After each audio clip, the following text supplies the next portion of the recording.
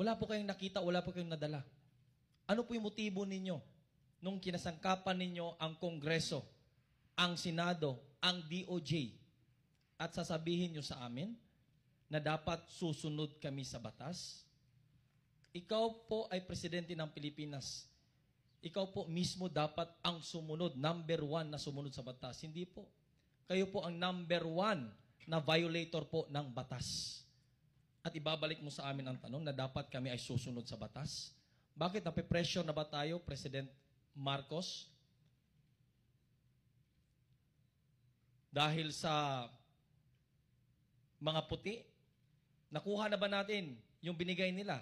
At ngayon, nape-pressure po tayo dahil hindi nyo makuha-kuha ang ulo po namin?